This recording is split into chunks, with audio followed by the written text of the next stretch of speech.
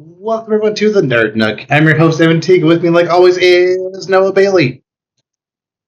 So, a lot happened this past week. So let's just jump right into what I believe is the most important thing, that being the Switch 2 presentation finally happened. I've been anticipating this ever since January. Finally happened. What are your just general thoughts about everything that you've heard about the Switch 2 so far? I mean, I know some people are a little concerned about the overall price, but it does look pretty awesome. It looks like everything the Switch did and more. I'm really excited to do what they do with other games. I mean, we'll get into it with Mario Kart, especially looked really cool. But overall, I'm pretty excited about this. They don't play games, and it looks like they're really kicking off. Like it's pretty strong so far. I'm really excited. Like, legitimately, if they had just made it so that all games capped at $70, I don't think anyone would have a problem. Is $450 a little higher than people were expecting for the system itself? Yes. However, most people weren't just because of the way Nintendo always is, people weren't expecting this system to be nearly as beefy as it actually is. It legit, like, one of my most like shocking moments from this presentation was them actually saying the words 4K 120 frames a second. In no reality would I ever expect either of those words to actually pop up during the presentation. I thought it was just going to be, games are like now locked at 120. They now have a stable 60 frame per second frame rate. And still, it still be good as a portable.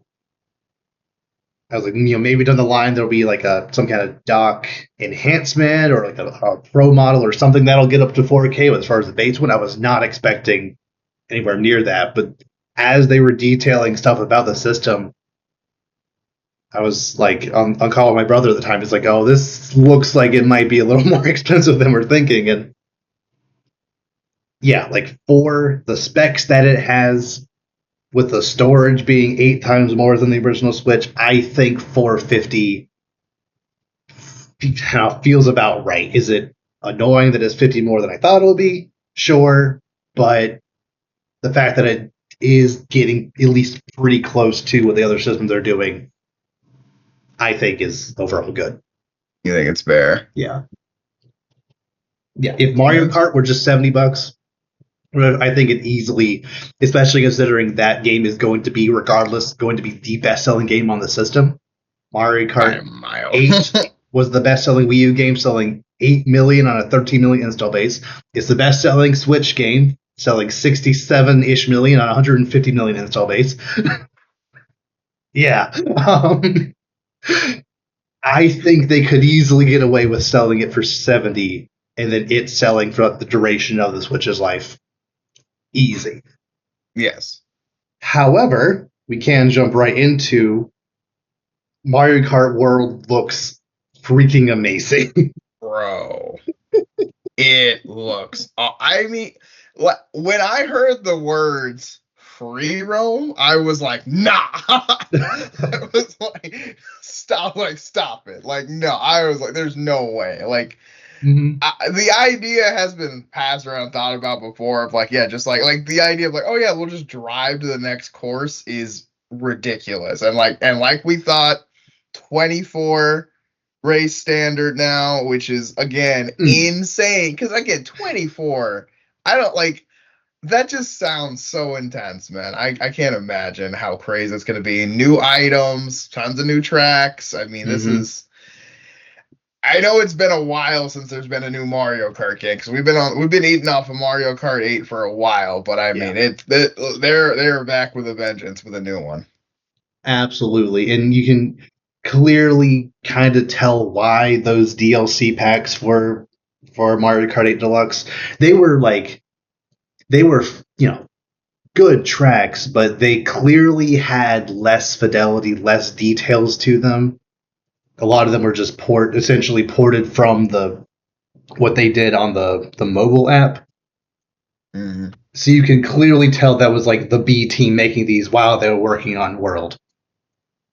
And just every single new thing I hear about this game just makes me that much more excited. Like the fact that just it seems like this game just operates at a faster speed than previous game. Like with Mario Kart 8, they made the jump to if you fall off a track, like it just immediately picks you up and puts you back on. Because before you fell off and then like you fade to black and then you're back on. But now like that was fast. But now it seems on top of that, you recover a lot faster from getting hit with stuff, which I think is necessary considering there's 24 different people and things to worry about. There's a more robust physics engine where if there's like a moving car that's part of like an or some kind of obstacle on the track, if you hit it a specific way, you'll just kind of bounce off it. But if it actually hits you, then you'll flip out. Right. Whereas before, if you touch a car at all, you freak out. So I think yeah. So that will also help a lot. Like you're getting bumped around by other cars. You won't be punished as much, and I think that's really cool. The mode where you you drive from one course to the other, and if you're like in the back of the pack, you get knocked out. That's amazing. I really like the idea of that. Essentially, like, kind of like a battle royale style thing, but I think it's this last 2 or 4 on any given track you're eliminated. I really like that. Like that's the kind of thing I like. Yes. Since like now that you have 24 racers, let's make use of that. Yeah, I mean, I think that mode's gonna be really fun too, because it's literally just like almost kind of like I don't want to say Hunger Gamesy, but like kind of like like the like as it goes on the elimination thing like that. I really like that because one, any race you can be doing great the whole time, then you just have one bad race and you're gone, and then like stuff like that. I think that's really cool for the stakes, and also I think it kind of changes the strategy a lot too. You're like, do I really want to be in first, where there's a chance I can get blue shelled and everyone passes me, or do I want to kind of try to stay near the top but not at the top strategically, but then will the back get me? You know what I mean? It's like I like that. I think kind of like you said with Smash when we were talking about it earlier. It's like, oh, how do you like improve? Like, because like Mario Kart has like a bazillion, all these different maps and all the different. How do you make it better? It's like you make the modes more interesting, and I think that's what they're doing with this too. Like, this is really exciting. Yeah. I also really dig the like rail grinding mechanic. I saw someone point out that like because of that, just the way you maneuver around these worlds, because you every track you can kind of go anywhere, and like there's ways to like do it essentially feels more like an open world platformer, yet you're still driving a car. It's like someone pointed out, like it's the first time you're playing a Mario Kart where it really feels like it's Mario Kart, if that makes sense. Where it's like you really feel like you're racing on a Mario level, but it's in a kart. And I really dig that. One of my favorite tracks that I've seen so far is one that's essentially like you're racing on the original Donkey Kong game, where you play as Jumpman and like you're going up those red beams and Donkey Kong's at the top throwing barrels at you. One of the courses is that where a couple points throughout the level, a big robot Donkey Kong will be throwing barrels at you, and I really like that. I also really like how they're tweaking the parachute and the underwater things. Like the underwater part, I don't know, it was never my favorite aspect of Mario Kart. Like I liked the glide, but I didn't think the underwater was ever like super necessary. So the fact that now not only is the glide you turn into a little like plane, it doesn't seem like there's more underwater levels. It's more like you turn to a jet ski and go on top of water. and kind of like a trick off the water as you bounce. I think that's like a good next step for that. Yeah, I think so too. Like, I like how they took something that, like, not necessarily didn't work, but was like probably nobody's favorite, and was like, okay, let's adjust this to make it work more. Mm-hmm. I think that's Yeah. always a good way to like reload your strengths in a sense. Absolutely. Yeah, and Gosh.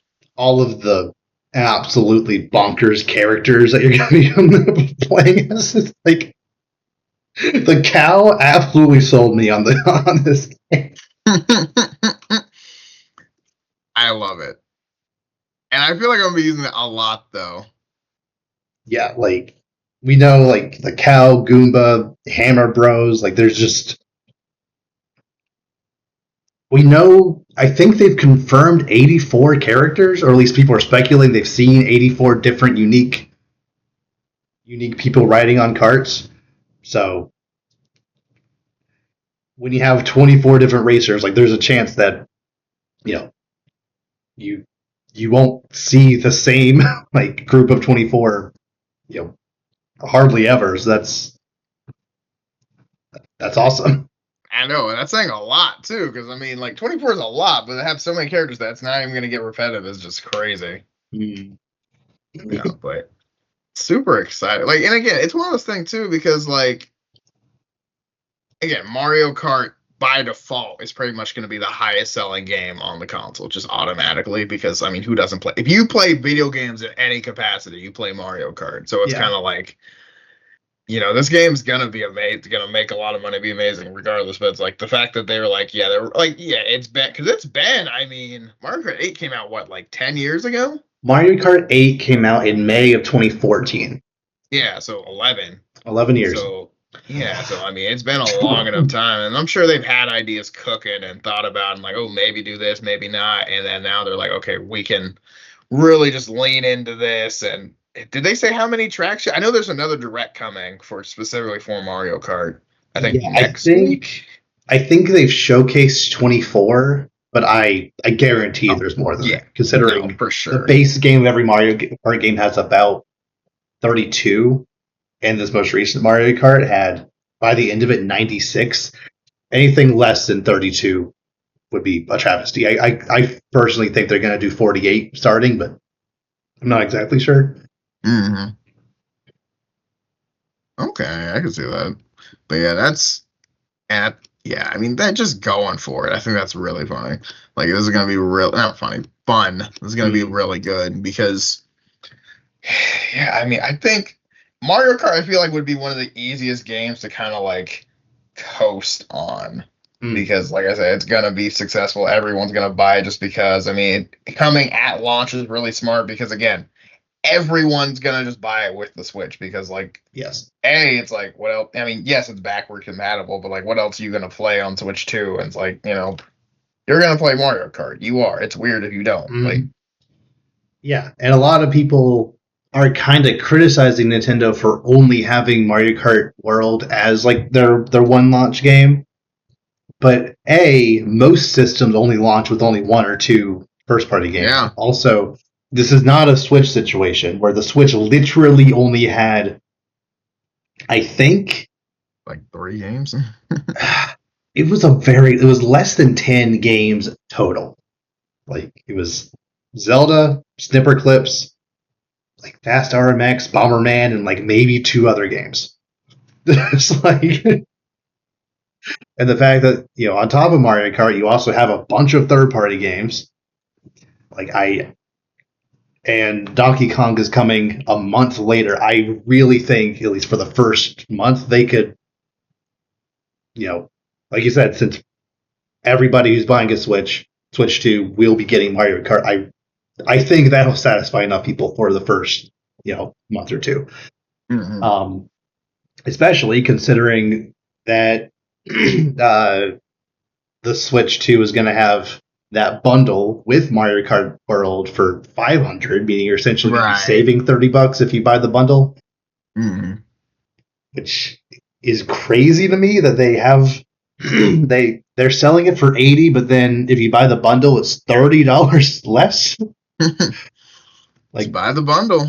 That's what I'm gonna do, but that doesn't. I don't know. That doesn't really add up to me. Like, are they pricing it at 80 because they're factoring in all of the people that are going to be getting the bundle, or do they?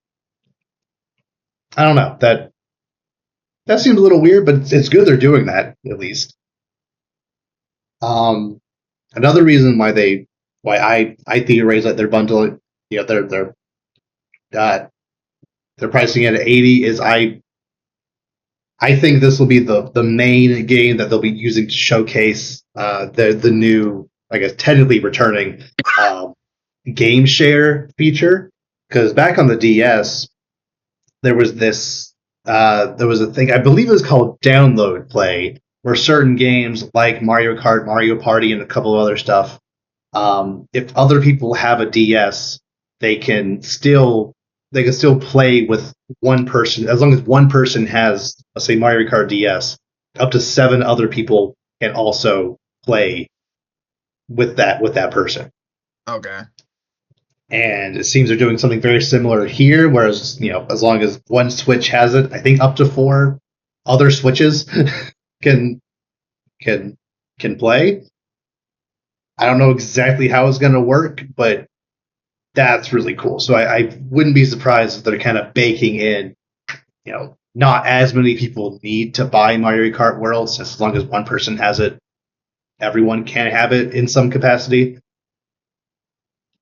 But that is definitely something that I personally was missing from the 3DS and Switch era. That just that novelty of it is a handheld, so you want to be able to connect to other people who have it, on the bus or in crowds or whatever. So bringing that back, I think, is a very good idea. Mm-hmm. Exciting. Yeah, let's say this is gonna be pretty groundbreaking.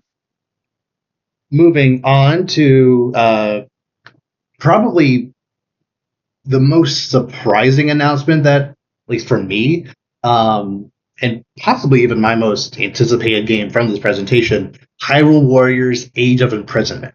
Mm-hmm. The previous 2 Hyrule Warriors games are very good. They run like trash because Warriors games just don't really, they never really run well, but also they're on the Wii U/Switch. And those systems clearly just couldn't handle everything that was going on. So if they can even just lock this at 30, ideally 60, if they can just confirm this locked 4K 30, I'd be very satisfied with that. But regardless, a Hyrule Warriors game set, essentially following Zelda, set in the past during the story of Tears of the Kingdom. That's incredible. I really like that idea. Yeah, I think it's gonna be really awesome too. Because I think these kind of games kind of get, I don't want to say ignored or tossed aside, but because it was the previous one for the Breath of the Wild. I remember it was one of those games that almost nobody I remember watching it. I was like, okay, I can see how this could be really work and be really interesting. And I like how it is kind of like the backstory too, because it's you see things before the present day in the game, which I think is really cool. Which, especially in these games, I feel like the context helps a lot, because I know we have memories and tears or teardrops or whatever depending on the game, but it's I feel like that really helps frame it. I almost kind of feel like it should almost be, I know it's its own game, but I almost kind of feel like it should be like an extra mode in the base game, kind of almost. It feels like, because it feels like that's what other old games used to do. Yeah, that is true. However, with Age of Calamity, the previous Warriors game, it was pitched as this prequel story to what happened 100 years ago, but it turns out it wasn't really that. There was a lot of timey-wimey shenanigans going on that essentially made it its own timeline. Like there's literally a point during the story that's here was clearly the point where Link is supposed to lose, and then time shenanigans happen, and he actually is fine, and then they go and begin it during that timeline. So right. so I wouldn't be surprised if Link somehow shows up in this game and like they bring a bunch of characters from the future into this game somehow, especially since time stuff is an even bigger aspect of Tears of the Kingdom. Right. It will still be a lot of fun. That's what I want from this game. Is just playing with a bunch of fun characters in a Zelda story. Around. Yeah, fighting hordes of whatever. Yeah, just if you're going into it expecting it to like fix the story of Tears of the Kingdom or really expand on that story, it probably won't be exactly what you're expecting, but it will be a very fun game, and that's all I care about. Right. It's not a full on theology game or whatever backstory. It's just kind of like, Yeah. But yeah, it's gonna be it's a fun game. I don't know why I didn't like think of it, because Age of Calamity came out about 3 years after Breath of the Wild. And I didn't even like consider this kind of game for Tears of the Kingdom as an option. But because essentially I think my brain kind of memory hold this because I essentially kind of accepted Age of Calamity as like here's a stopgap to kind of satiate people while we're making Tears of the Kingdom. Here's the Zelda thing just to make just to keep people satisfied. And then a couple years later, here's Tears of the Kingdom. I didn't even consider them making another Uso game, but we're getting it, so that's cool. This winter at some point, probably December. But I think that's a good first year Switch game. Like it's not like a full Zelda game, but Zelda clearly has a pulse on the system, and I think that's good. Yeah, no, I think it's gonna be just fine. Next up, we have a new Kirby Air Ride game called Kirby Air Riders. Right on the nose. Developed by Masahiro Sakurai. Which, like, a part of me is like, because he is making this game, that means this game is going to be one of the best games on the Switch. Any game he touches is the best game on that system. Kid Icarus Uprising is the best 3DS game. Smash Bros is obviously among the best Switch game. Like, any given thing he touches is fantastic. Right. However, because he is making this game, that means we're that much further out from another one of his games. So probably not going to get something else from him by at least 2027, unfortunately, unless he's completely hands off of the next Smash, or they just straight up port, Kid Icarus or one of his other games. But regardless, this is going to be a good game just because it's something that people have been wanting for decades now. People have been asking for a new Kirby Air Ride ever since the GameCube. And, especially now that Sakurai is attached to it, this is good. This is a very good thing. It is a little weird that it's coming out the same year as Mario Kart World, but I think they'll play so differently it won't really, there won't really be much overlap necessarily with like the kind of game it is. Right. Agreed. Yeah.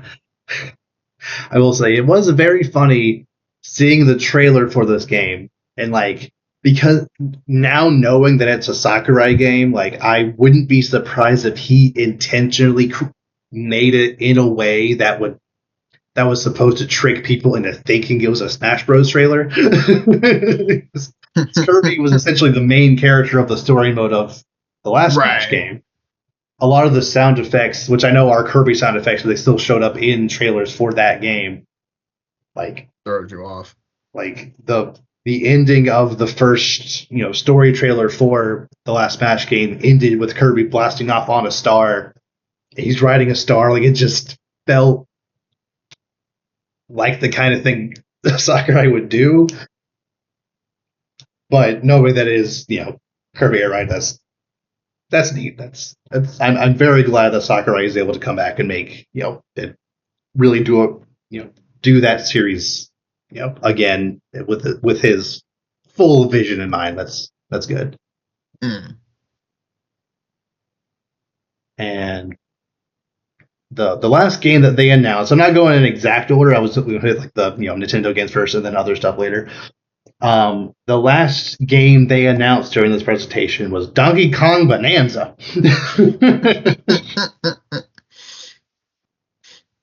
What do you think about this one? I mean, Donkey Kong looks interesting, but yeah, I mean, it looks. I mean, I don't know. I've never been a huge like pro or against Donkey Kong games. Mm. Honestly, I kind of forgot Donkey Kong has his own games sometimes, to be fair. But I mean, I feel like if it's done well, it's fine. I guess it just kind of depends. But so far, I kind of don't really. I don't know. I'm not feeling too much of it. Okay. That's fine. It is very interesting that we haven't had a new 3D Mario game, at least like a full 3D Mario game, since 2017. And then people were expecting this direct to end with the next 3D Mario game, but it turns out a new Donkey Kong game. So maybe this game will get you on the pro Donkey Kong train. Who knows? I mean, it might. I don't know. I mean, am I planning on getting this game? No, but I mean, I mean, if the ratings come out and everyone's like, "This is the best game I've ever played," I mean, sure, I'll give it a try. But otherwise, I'm kind of like, eh. Yeah, yeah, and I think that sentiment you have right there is one of the reasons why them jumping up to $70 per game might end up kind of hurting them a little bit, because if it were 60, you'd be more likely to pick it up, but 70, even though it is just $10 more, I mean, it just feels like such a big increase that you might not. And it's also $10 more as a Nintendo game, which do not go down in price. It will be 70 forever. Right. Like, that's the thing. You know what I mean? Like, Breath of the Wild is still like $50-$60 at most places. Like, you know what I mean? It's like a game's been out forever. Like, it has a sequel that's also been out for a while. You know what I mean? It's like these things don't go down in price. And that's kind of why I think everyone's so kind of against the like price hopping, just because like, yeah, these get like, we know they're just gonna stay on there, and that's what's annoying. Like yeah, but that's just what games cost now. But yeah, you are right, because it is Nintendo. People were like, "Oh, I'll just wait for the price to drop." Don't do that. It's not gonna. Not gonna. Like, you're just gonna keep waiting until ever. I don't know. I mean, until the next system comes out. Yeah, which, like, I mean, I kind of get, like, okay, sure, like, have, pride in your product, but it's also like, I mean, come on, man. Like, you see the price of everything else these days. Like, help us out. Yeah. Which I think that's a good kind of segue into the next, like, section of games I want to talk about. The Switch 2 edition version of Switch games. Because this is almost exactly what I wanted from this system, where, a lot of Switch games still look and play very good, but you can clearly tell in certain areas that, like, they were clearly restricted by the Switch hardware. So getting some kind of upgrade for the Switch is very ideal. When they showed Tears of the Kingdom running in 4K 60 frames a second, I literally shed a tear. like I have already put 150 hours into that game, and I very well might put another 50 plus just to see how it works on Switch 2. Same with Kirby the Forgotten Land. Like, that is a fantastic game on the Switch, and with this extra story thing that's happening with the Switch 2 edition, I'm probably going to play that. However, I think they said that all of these Switch 2 edition versions of them will all also be $80, which is hilarious, because one of those is Breath of the Wild, which is an 8-year-old game. Yes, bro. Like, come on, man. like like you said, I understand having pride in your product. I understand that getting that game up to 4K 60 or even 1080p 120 frames a second, like that does take work. I understand that, but so many people like just it's. Let me put it this way, like that game is clearly one of the best games ever made. It was a Game of the For Year sure. winner of in 2017. But when that game has already sold 30 million copies, I think you've made your money back. You could get away with selling that game for 70 or less. Yeah, easily. Easily. Like, Something like Metroid Prime 4, I kind of understand more so because it's a brand new game. They essentially had to tweak it completely to work with the mouse controls at at 4K 60 or 100 HD 120. So that being $10 more on Switch 2 makes a little more sense, I guess, but it's still annoying that these Switch 2 editions are essentially priced higher than actual Switch 2 games like Donkey Kong. Like, what is about this new Donkey Kong thing that's less valuable than a better Tears of the Kingdom? That just seems a little, I don't know, a little I mean, I guess backwards because to me. it's new, but I mean, who cares? I don't Yeah. know. Yeah, I don't know. It just kind of feels like I don't know. Sorry, I almost dropped something. But it kind of almost feels like you're kind of just doing it because you can. You know what I mean? It's like you Mm-hmm. can't really justify it. It's like, why are we going? Why is it $80? It's like, What? yeah, it's like there's not really a good, like, you know what I mean? No. Like, I don't know. It's just, you're, like, you're going to pay for it anyway, obviously, but it's Mm-hmm. also like, there's only so much longer until that line feels kind of crossed, you know? Yeah. And like I could maybe hear an argument for maybe Nintendo is thinking like because Switch games never go down in price, we don't want people in this theoretical reality where Switch edition games or Switch 2 edition games were 60 or even 70.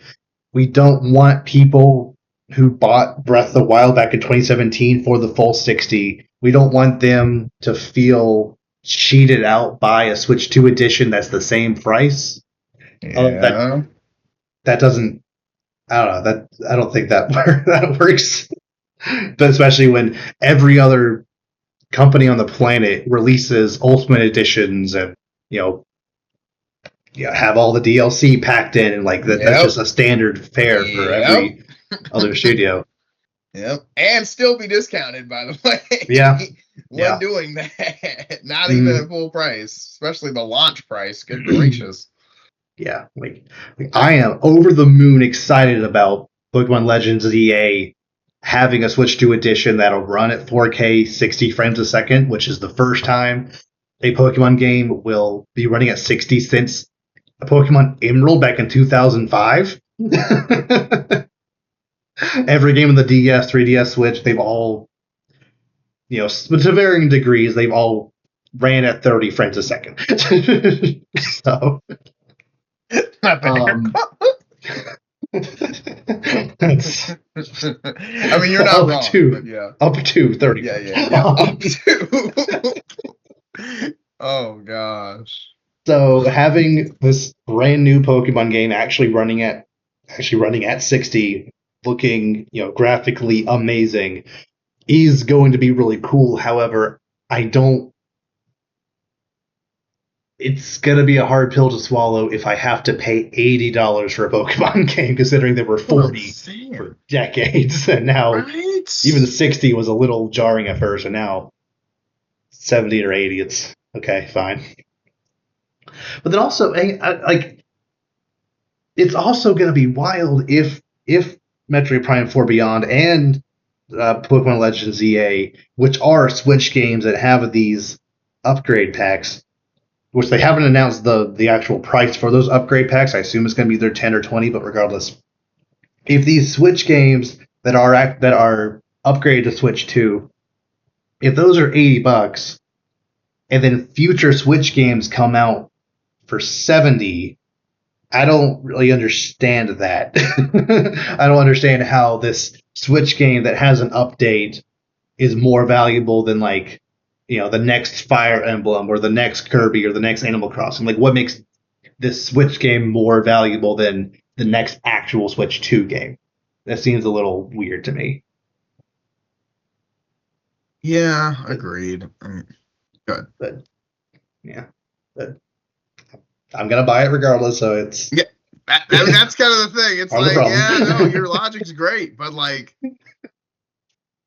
Yeah, and that's the thing. They know, they know. They're like the people complaining about it are the same ones who are gonna grumble and complain as they pull out their wallet. So it's like, yeah, yeah. Like, it's so funny that all these people are being like, "Oh, this is another Wii U situation." When like I could totally eat crow a month from now, but no, it's not. This is absolutely not a Wii U situation. The people do not fundamentally understand what went wrong with the Wii U. First of all, the Wii U launched with Nintendo Land and New Super Mario Bros. U. By that point, by the time the Wii U came out, people were already tired of the new Super Mario Bros. Game. So that was a third new Super Mario Bros. Game. And it played just like the previous two new Super Mario Bros. Games. It's maybe the best one, but it's still not new anymore. And Nintendo Land was basically a tech demo showing how the Wii U gamepad works. And then a bunch of late third-party ports. That was it for a while. The next, I believe, if I remember correctly, the next first-party Nintendo game was Pikmin 3 that next August. So already we're doing better here because we're launching with Mario Kart and a bunch of third-party games, which a lot of them are later, but like I feel this time around, just the kind of games just feel a little more timely and just more like, I don't know. It just feels, the energy with a third party just feels better this time. And also, the next first party game is going to come out just a month later, and then we have a roadmap for even more first party games throughout the rest of this year. So already doing a lot better there. And also, the Wii U, even when it came out, was woefully underpowered and woefully underwhelming compared to Xbox and PlayStation. Like, they claimed they tried to keep up with modern gaming and made it ever so slightly stronger than the 360, which came out 7 years prior to the Wii U. And then the next year, the Xbox One and PS4 came out and just absolutely blew the Wii U out of the water.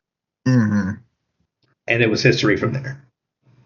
Whereas this time, because they specifically said the words 4K 120,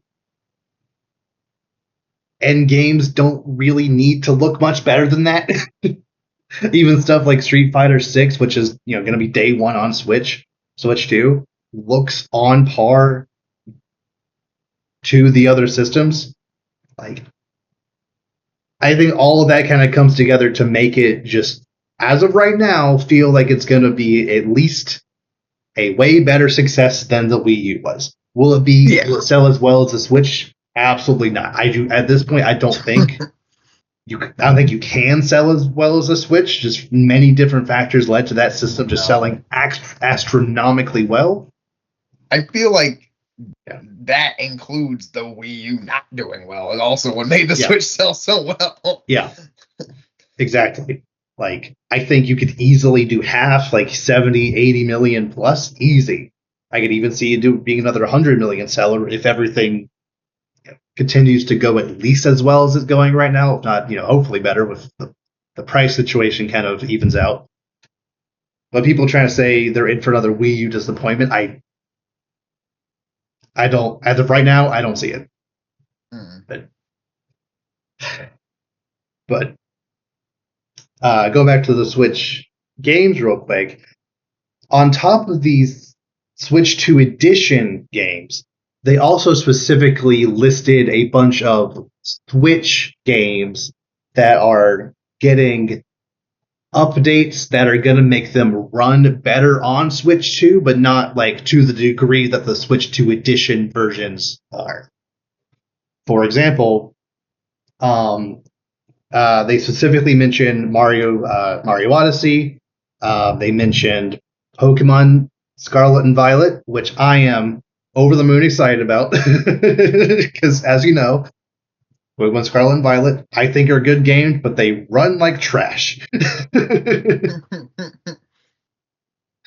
is I don't know exactly how far you got into Pokemon Violet, but like the town that has the grass gym in it, there's a windmill that's running in the background, and like it stutters, like so, like literally 4 frames a second. Like it is bad.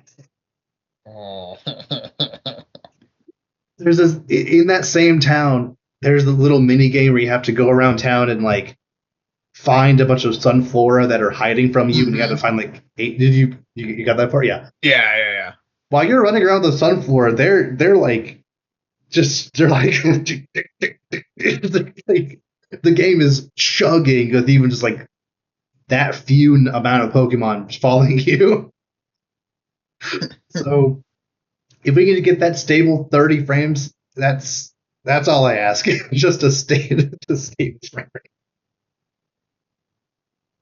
So yeah, it's going to be interesting seeing, day one. I guarantee there's going to be a plethora of comparison videos between Switch and Switch 2 versions of these games, just seeing how much better it runs.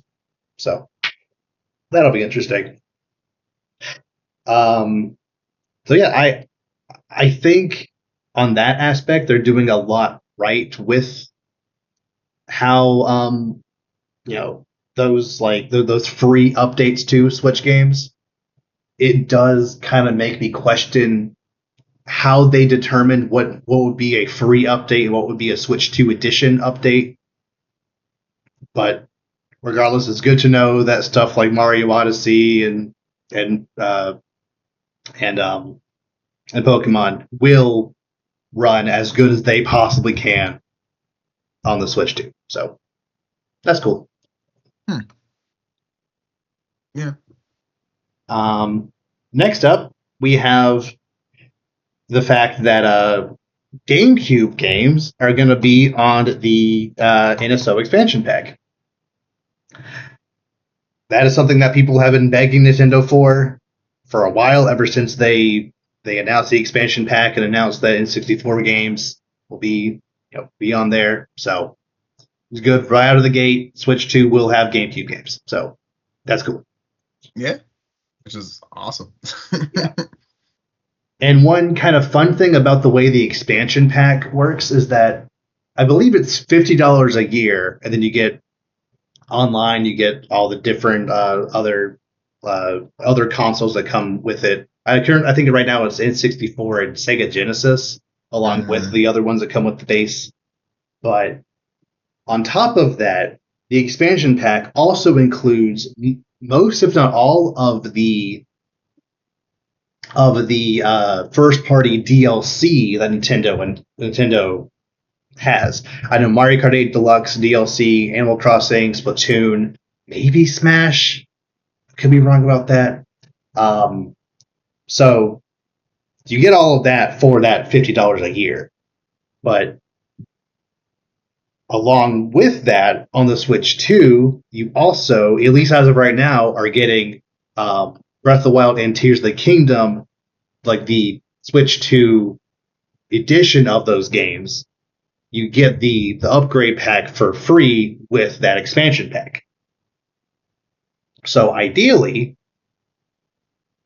since those are the only two Switch 2 editions that'll be there at launch, ideally, as more Switch 2 editions actually come out, because Kirby and Forgotten Land and Metroid Prime and all the others are coming out more down the line, ideally, all of those will also be free with the expansion pack.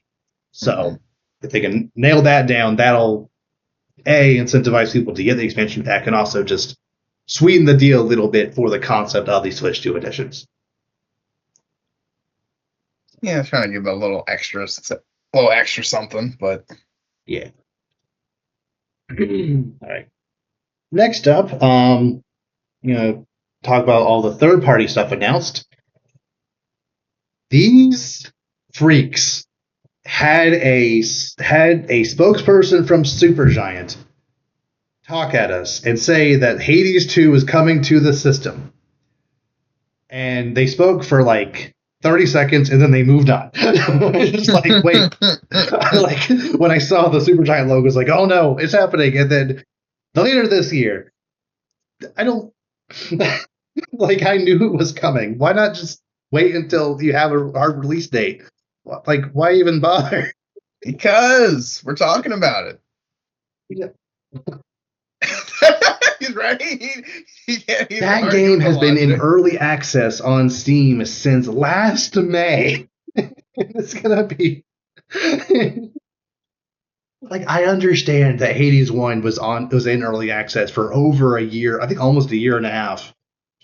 Yeah, I think it was in early access in like starting the middle of 2018, and it left early access to actually be released on everything in like early 2020. So I understand that's just their time frame for Hades releases, but considering like a lot of assets from Hades 1 are in Hades 2, and I feel they like the point of a sequel is that you can get the next one out faster, but whatever, it's coming, that's all that matters. It's fine. But kind of in that similar vein, Hollow Knight Silk Song, another game that people have been waiting years for, actually in a very similar situation where it's a sequel to a indie darling back in 2018. It was announced in 2019 to be released shortly after, and then radio silence for years. And then this game, funnily enough, showed up at Microsoft's E3, or like Microsoft's like big summer presentation back in 2022. And during that presentation, they had this like very boastful thing where it's like, all games shown during this presentation will come out less than a year from now. And only half of them did. Right. Like Redfall, Starfield, Silk Song, all of that. Nope, none of them. They're all over a year away. Good job, Microsoft. In fact, Starfield was originally like it was like nailed down, announced at that presentation to come out that November, and then like a month later was delayed out of that year. So Silk Song still hadn't come out a year after, and then radio silence until now. 2025, during the Switch presentation, it was on screen for all of 8 seconds with a vague 2025 release date. Yep, and that's it, and no other information. Sure, as long as it has a pulse, I guess that's neat, but like, I like how it's just like, cool, sometime this year. Probably. Okay. But just like with Hades, people were still freaking out over the fact that this game exists. So if that's enough for people, sure. People are simple. Yeah.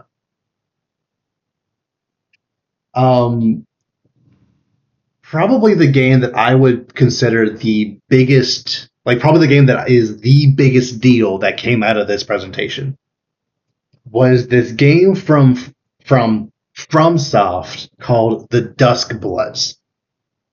Now,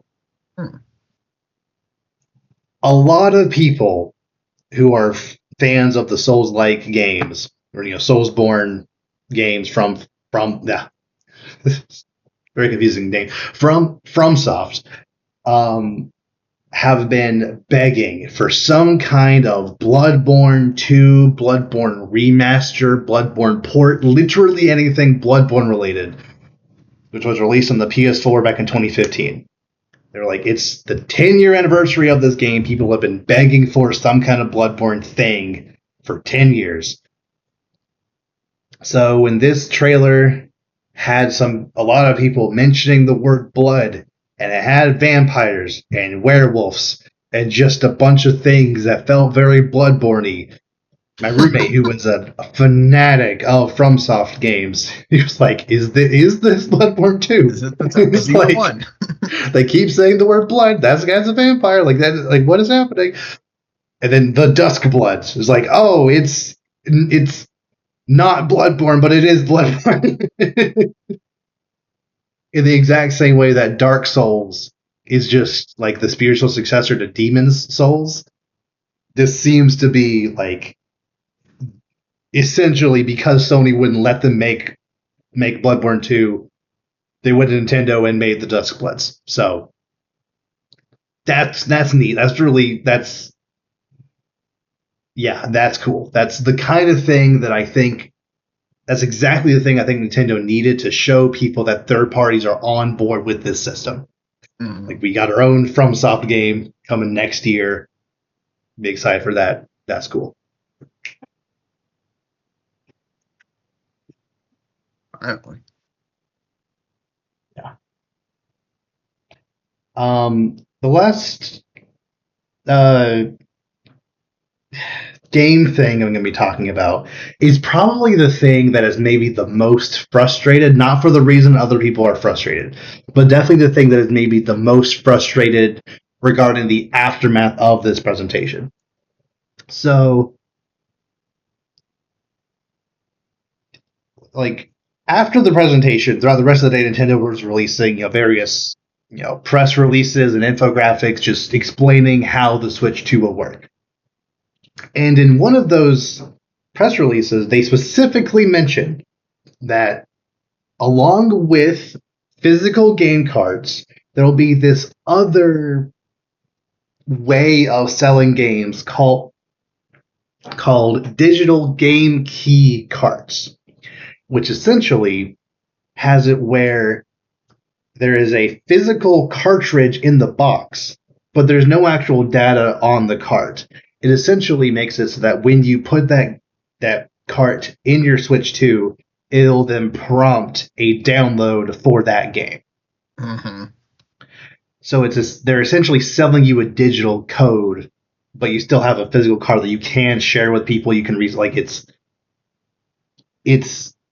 an improvement in every way to those things they did on the Switch, where, like, for example, there's Fortnite was infamous for this, where there's a physical box of Fortnite in stores, but inside it is just paperwork that has a digital code. Right. That's what this is, but actually a better version of that, where you still have a card that you can give to people as long as they have that cartridge in their system, they can play that game.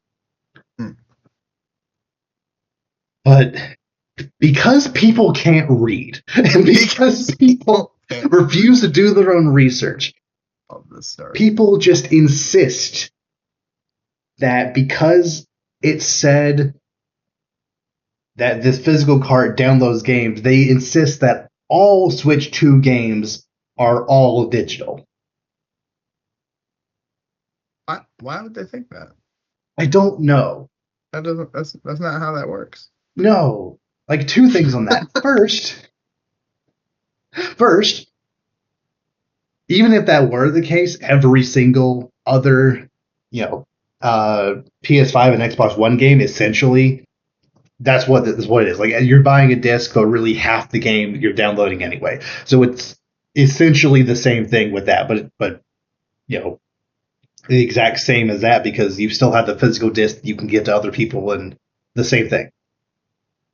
So if this were the case, it would essentially just be them having their own way of updating with the times of other systems. But that's not what they're doing. That's literally on the infographic. It specifically said this is a different thing from other physical game cards. But this kind of ties into another major dose of misinformation that kind of came out of this. When it was announced that Mario Kart 8 would be $80, the first kind of major like way people were absorbing that information wasn't, hey, Mario Kart World will be $80. It's, hey, here's this graphic showing that in Europe, that some random country in Europe, I don't even know which one it is. In Europe, Mario Kart World is being sold digitally for 79 euros and physically for 89 euros. And again, because people can't read, What's that going on? they interpreted that as $90 physical, $80 digital. And then even now on Facebook and Twitter and YouTube and like wherever, I still see people saying, how dare Nintendo force me to pay $90 for Mario Kart when it's just a digital game on the cart? Like, how do these two pieces of misinformation just come so perfectly together to just make it so stupid? Like, not only is it not $90, is 80 too much? Probably, but it's not 90. Not only is this not a digital only game, it is a full physical cart. It's not even the digital game key cart. It's a full physical cart. Like, that's just, people can't read, they can't do their own research, they just parody all this misinformation. And because people for some reason are better at absorbing negative information, they cannot have their mind changed even, again, 5 days after the announcement when all the information is readily available out there. It annoys me to no end. Yeah, and it's like, you could easily fact check this, they just choose not. Yep. Yeah, and like, I don't know. Like, I've even seen like big like tech YouTubers who were invited to Nintendo press days about this thing, parroting the $90 Mario Kart, and like that's just not the case. It's just, people are like, oh, like all Switch games will be $80 or $90. Like, no, most Switch games will be 70, some will be 80. Fine, whatever. Just, hopefully, over time that'll be corrected, especially since we have well over a month, or actually, pretty much right at 2 months for Nintendo to get the correct information out there. But that is just emblematic of just the way the internet is nowadays. like No, misinformation can spread so quickly, and then the correct information will never get out there, and that is what it is. Yeah, and the thing too is so dumb with it is just like, it's, yeah, like literally, like you said, like people, like somebody will take something out of context or not read, and then get information wrong, say it, and then other people see that and just say the same thing, and then before you know, we have, bro, just nobody actually knows what's happening, and people don't fact check. Mm-hmm. They just take this random tweet at face value, and then don't fact check, don't read, don't look it up themselves. Just accept that as fact forever. You can't argue with them because they just say you're stupid for being correct. Like, whatever.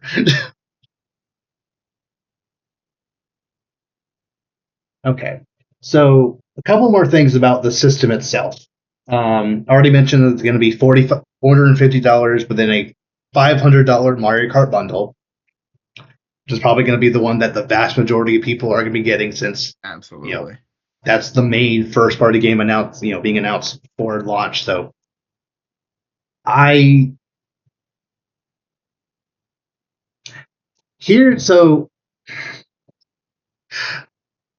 do you think it's possible that, especially since with the whole tariff situation happening right now, and them specifically delaying pre-orders to kind of gauge what's going to happen with that. Do you think it's possible that Nintendo will just essentially ditch the 450 model and just sell it 500 with Mario Kart? And No, no. no, I don't think so. Do you think so? So the reason I'm thinking that is, again, I don't think this is another Wii U situation, but I think this specific thing kind of could be similar to that, where when the Wii U first launched, it launched with a white 8 gigabytes of storage model, which is nothing, Yeah. for $300, and then a black model that came with Nintendo Land with 32 gigabytes of storage for $350. And then within 6 months, they dropped the white model, brought the black 350 model down to 300, and that was it. Like, so now the only one out there is the black model. Right. Kind of I almost kind of feel like this will be, if what I'm envisioning, does happen. I almost wouldn't be surprised if they kind of do the inverse of that, where they have this more expensive model with the game, and then they have this less expensive model without a game. But because of the tariffs, assuming that's not sorted out, which apparently Vietnam specifically, which was like the main one where Switch units are being shipped from, apparently the president of Vietnam is like apparently going to have a meeting soon to talk about that. So it might not even matter. But I could see a world where they essentially just sell the 500 model in America and don't even bother with the 450 model and just call it a day. That way they don't need to ship out as many units. They can just focus on one SKU and just, it will technically be on paper a more expensive product overall because there's not a 450 model anymore.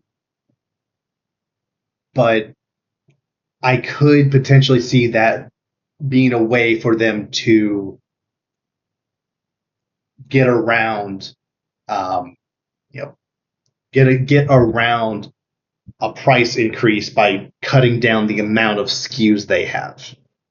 If that makes any sense. Okay. Yeah. I don't think it'll happen. Like I said, I think everything will be fine. Hopefully, that's my hope. but considering tariffs mainly impact supply chain, having to only ship out one unit of a thing, I think it could potentially help. Yeah, but I mean, I feel like this is different though because it's literally the bundle's just the game though, right? Yes. Like that's kind of my thing. Like it's not like there's like with the Wii U, it's like there was more gigs, there was more hardware. Like it's a straight up different console versus Right. same exact console with Mario Kart. Which granted, yes, statistically, you're also gonna buy Mario Kart either with this bundle or just at some point. But I feel like if that's the only difference console wise, I think they're gonna keep because they're not gonna just bundle like they're not just gonna make it that everyone gets Mario Kart for free, essentially. I mean, they did not that with for Mario free, but Wii Sports. yeah, but Wii Everyone that got a Sports, Wii. yeah, but Wii Sports is, I mean, like that's not the same as Mario Kart, in my opinion. Yeah. I don't think, especially the first, like if it was Mario Kart 8 like deluxe again, Okay. maybe, yeah, but like not a brand spanking new one. No, I don't see that happening. Okay. Personally, but again, I could be wrong. I don't know.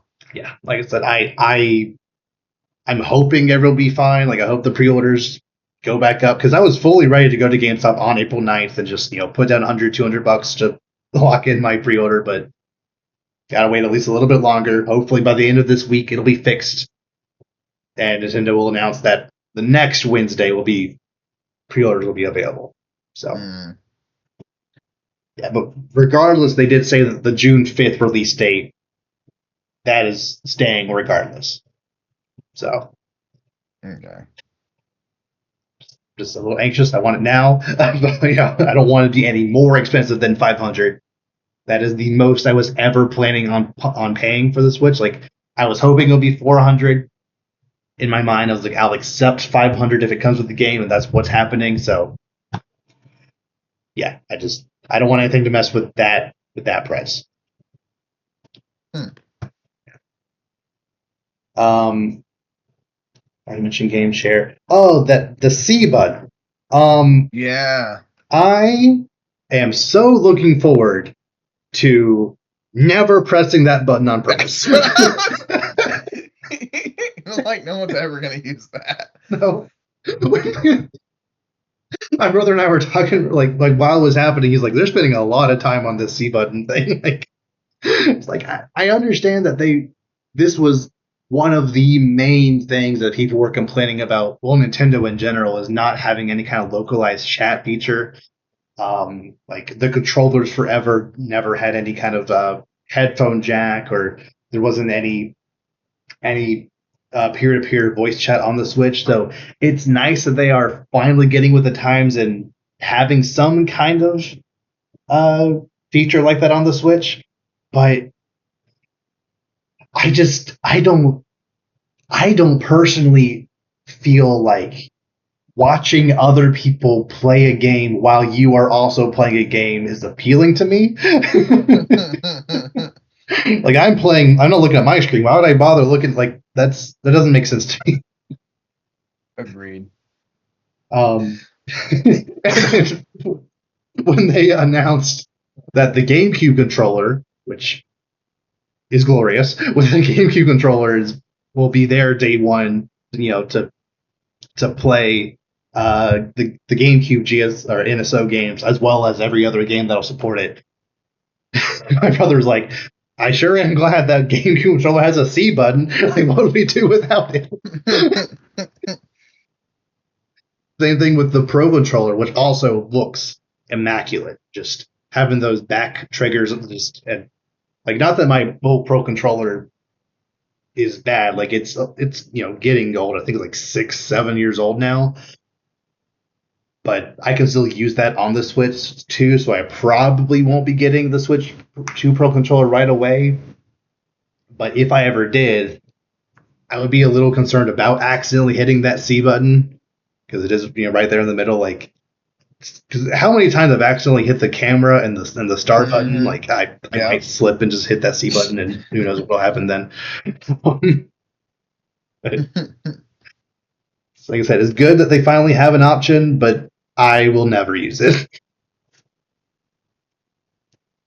Yeah, no. I mean, it's cool for somebody, but I feel like the vast majority of people did not want this and are gonna pretend it's not there. Yeah, and I don't think the way that the people in that little segment use it, I don't even think that's really how the people are gonna use it.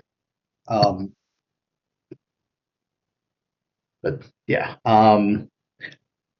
the last console feature, which I kind of briefly touched on with Metroid, is that mouse mode.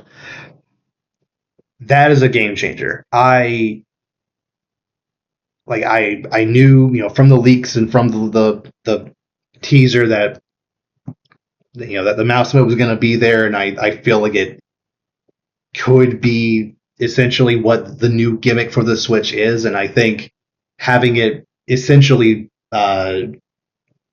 be really showcased with Metroid Prime 4 is genius. Because most people who played the Metroid Prime games played it on the Wii versions of them with the Wii motion control, and this is essentially just a more precise version of that. So that's really cool. I'm curious to see how third-party developers will be using it, because we know that Cyberpunk is coming on day one and it will be using it. I'm curious if when, like, let's say, a theoretical Call of Duty will come to it, will it have that as an option? I'm kind of surprised Nintendo didn't announce any kind of FPS or a Splatoon or some other kind of shooter to go along with it, but I guess for now Metroid is good enough, so that's fine. They did confirm that it will work on both any flat surfaces any flat surface, as well as on most fabrics, including pants. So you don't need a table; you can just use it on your lap, which is very cool. That is cool. And it's completely seamless to go from the mouse directly into actual controller mode. So that being seamless is awesome. So yeah, overall, like I think this direct, just in a vacuum, especially, did pretty much everything I could possibly want this direct to do. It showcased new games coming to the system, new games coming to the system early in its life, upgraded versions of Switch One games, a bunch of third-party games coming to it, um, new features, guaranteed better storage. Just yeah, I I am digging everything I've seen about it so far outside of the game prices. If those games were a little less expensive, it would be absolute slam dunk for this entire thing. Mm. Yeah, I think, and the thing too is like it got what like especially once like the chat and everything got going, it's like everyone can't unsee it now. It's like, yeah, the prices are a little much, but it's also like I don't, it's not like they're not doing anything new and raising the price. Yeah, so we'll see if people actually put their money where their mouth is. Obviously, every single time there seems to be, I'll say, vocal boycotts in gaming. Almost every time that happens, it seems like you could just guarantee massive sales of this thing because people were saying they'll boycott like Last of Us Part Two because of different things, and that game sold spectacularly. Pokemon Scarlet and Violet, people are going to boycott it because of it running bad or whatever, and it sold really well. Yep. Here's the Kingdom, they said because it's $70, they're going to boycott it. One of the fastest selling games of all time. Like that's what I'm saying. I'm like, no, you're not. Like, and that's the thing. It's like, is the price creep a little annoying? Yes. Yeah. But at the same time, it's good stuff. You're gonna buy it. Mm-hmm. It like I hate to say it, but I guess they know the value of their product. Because again, if you make record sales, even if you raise the price, it's like, well, I guess the price wasn't that. You know what I mean? It's like they pulled it off, so it's like, why not do it again? Yeah, I do appreciate Nintendo as of as of the most recent like Switch Direct, and then also this Direct. They did guarantee that there will be at least a decent amount of Switch One games coming in the next year or so. We know that Metroid Prime 4 and Pokemon are going to be on the Switch. A couple other smaller but still pretty hyped games, that being Tomodachi Life and Rhythm Heaven, are coming to Switch next year. So we know at least through a good part of next year there will be Switch One games coming to it.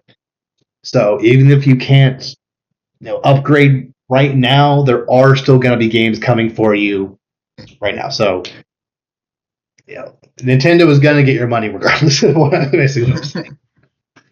So, yeah, probably. Yeah.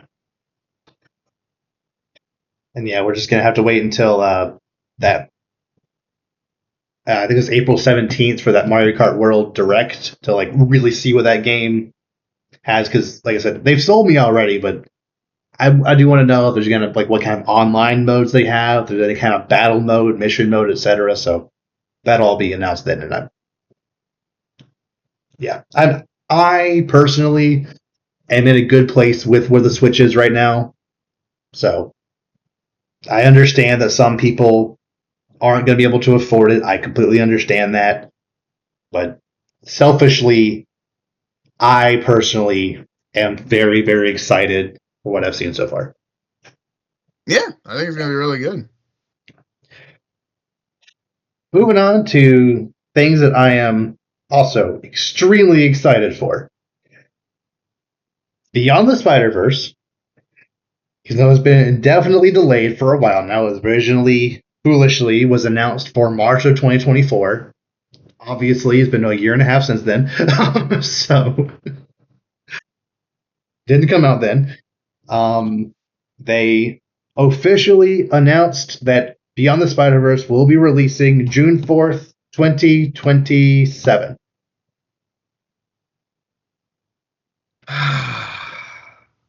Like, yay? It's coming out before the Batman Part 2, so at least that's That's not the part you think it is. Like, I mean, this movie. I mean, again, I don't think we'd be as mad if the original hype was like, yeah, like within the next year of the last one. right. And because of that, we expected this movie. Like, like if that had been the original timeline and like, Across the Spider-Verse came out and was awesome, per usual. Yeah. And then, okay, 2027, that's a minute. But you know what?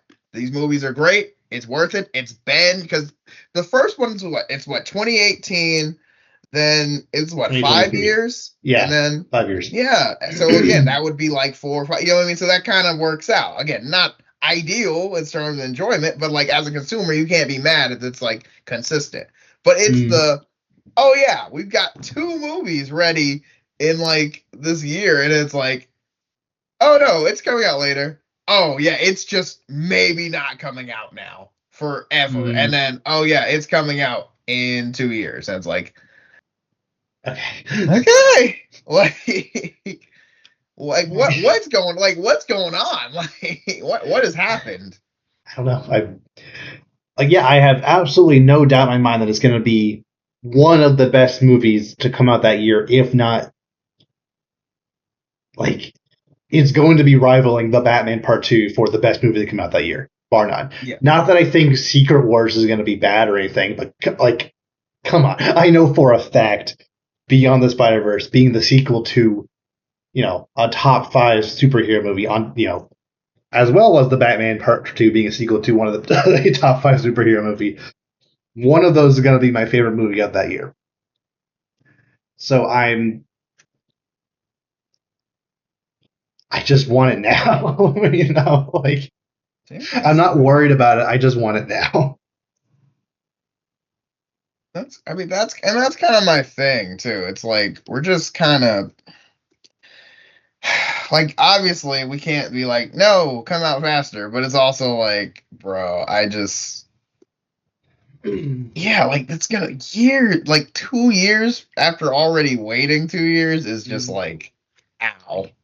Like, take your time, make it as good as it can possibly be. I understand, the last 2 Spider-Verse movies, apparently the behind the scenes drama with the animators being overworked. I get that. You want, and I imagine that's why it's taking so long, is because, they are treating them with more respect this time, right, because they made such a fantastic product last time. But, again, selfishly, I want it sooner than later. Yes, I understand this purely as a consumer. I want it today, but again, I understand it takes time. But again, 4 years is a lot, and I understand it's a great movie. There's amazing animation and voice acting and all that goes into it, but also 4 years is a long time. It's a long time in this. You know what I mean? In 2025, like, or 2020s, it's like 4 years is a lot. And again, the movie's only going to be like an hour and a half, maybe 2 hours. Like, the last one was over 2 hours. Was it really? Yeah. I don't even remember. It's like, yeah, I guess that's a good point. Okay, but like still 2 hours. Like, I understand, like, that's a lot. But again, it's, I don't know. Yeah. Yeah, just gotta wait a little bit more, but we don't gotta wait that much longer for another Spider-Man thing, because Spider-Man 4 is coming out next July, officially entitled Spider-Man Brand New Day. Out of nowhere on April Fool's Day, which is the most... It was the day before. It was March 31st, but yes. Was it really? Because I so. didn't see it until April 1st, I guess. Yeah, like, because I've been tricked by stuff on the day before also. Like, they announced Spider-Verse, the release date, and also the release date for Brand New Day, like, hours before midnight on April on the 31st. So I had to like triple check like 8 different sources just to make sure. Right. Yeah, it's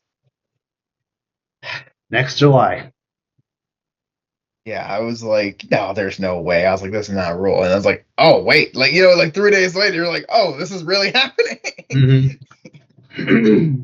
Yeah. Yeah. So We currently don't really know anything about the story so far. We do know that casting for a woman in her 30s to 50s is going to be cast as a villain. We know that an Asian man in between from his 30s to 50s is in the cast. So people are predicting Silver Sable and or Mr. Negative, which either of those could be really neat. sounds about right. Zendaya is still attached to the project. I don't know if that's just like, if it's a situation like how Jeremy Renner was attached to Infinity War and then he wasn't actually in the movie. Like, she could be like on the casting list up until the movie actually comes out and then she's not actually in it. Just for speculation purposes. Yeah. Because especially if it is called Brand New Day, I kind of want one movie without Ned or MJ at all in it just to see how that goes for now. Completely new. Yeah, just completely new everything. Yeah. Basically, yeah. This is going to be wild. I mean, basically starting over with the same main character and nobody else. Yeah. Yeah, so regardless, I like Spider-Man. I have no reason to doubt that the guy that made Shang-Chi will make a good Spider-Man thing. That just sounds like a good idea. So yeah, Spider-Man next year, and then another Spider-Man thing the next year, along with Avengers movies the next 2 years, in theory. It's gonna be, crowded, but also very exciting. So, cool.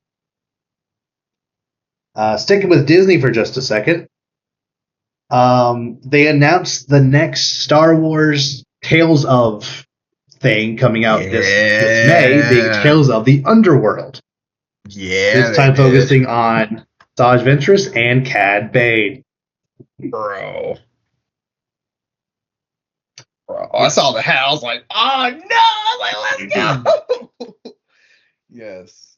Poor Cad Bane is always a win. I am all in.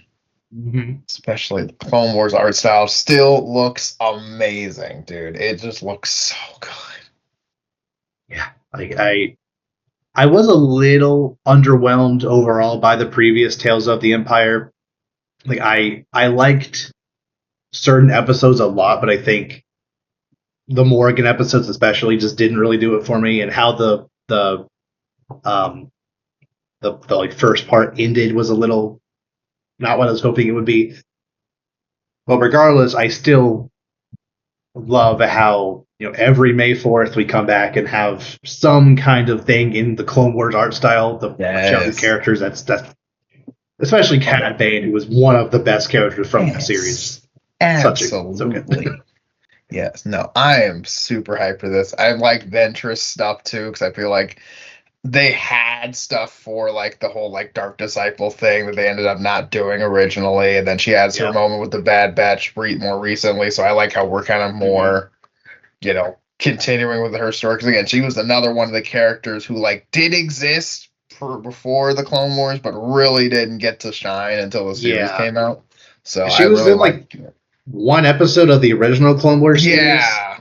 The Samurai Jack 2003 series, which she like fights Anakin but like dies, and that's pretty much it. But I'm excited, man. This is gonna be like, it's gonna be good, and it's coming out next month. So it's like, oh cool. I didn't even know this was happening. Yeah, like having Cad Bane's origin, just seeing how he became the best bounty hunter in the galaxy.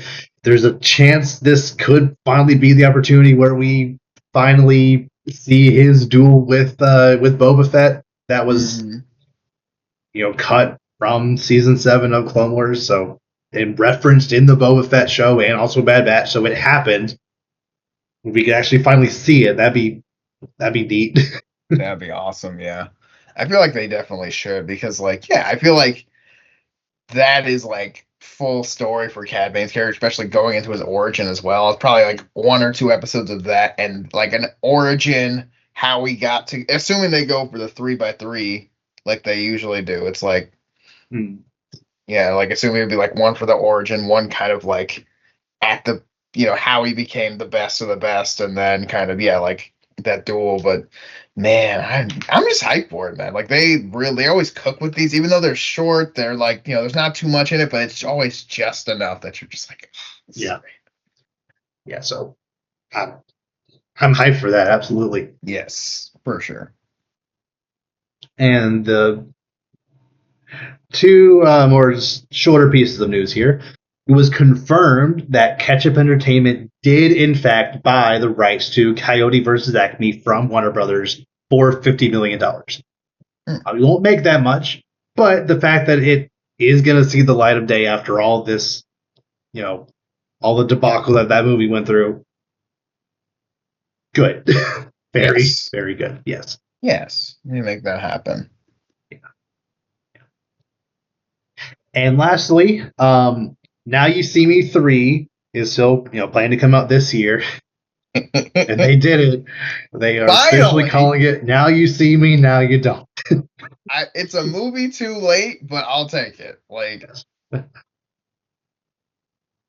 I still think they should have called the second one Now You See Me, Now You Don't, and the third one should be called Now You Three Me. That would have been.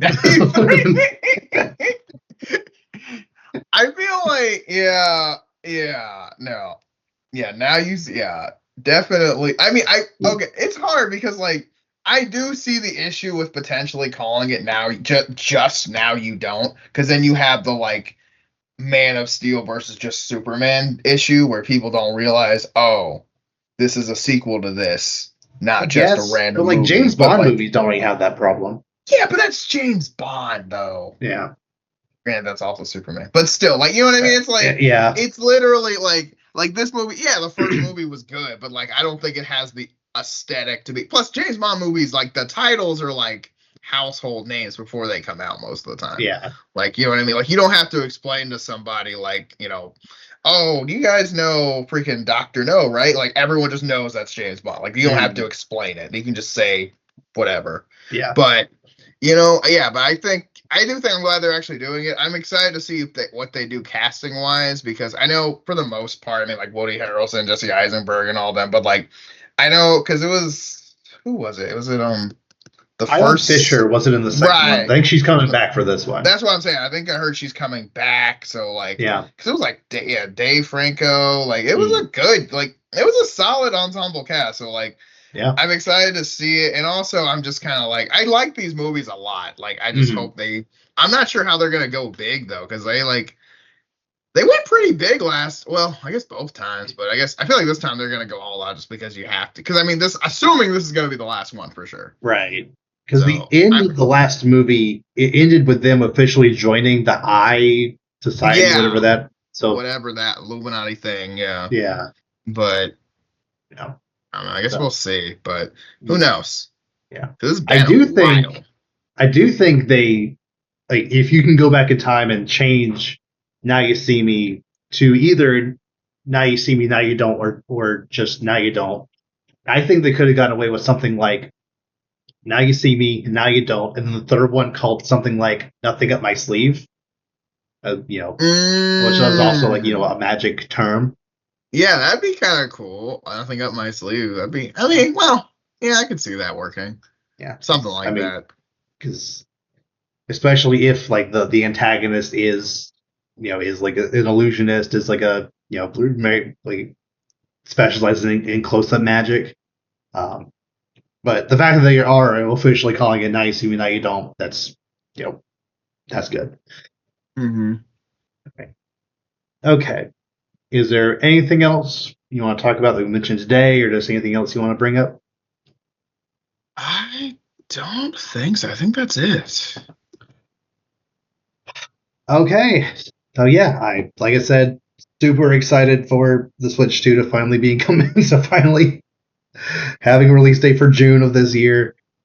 It's just ready to play that and ready to watch Spider-Man. Mhm. We got to wait a little bit longer for that, but I'll have video games to hold me over until then. So yeah. Be all right. So yeah, with that, we will see you all next time. Take care.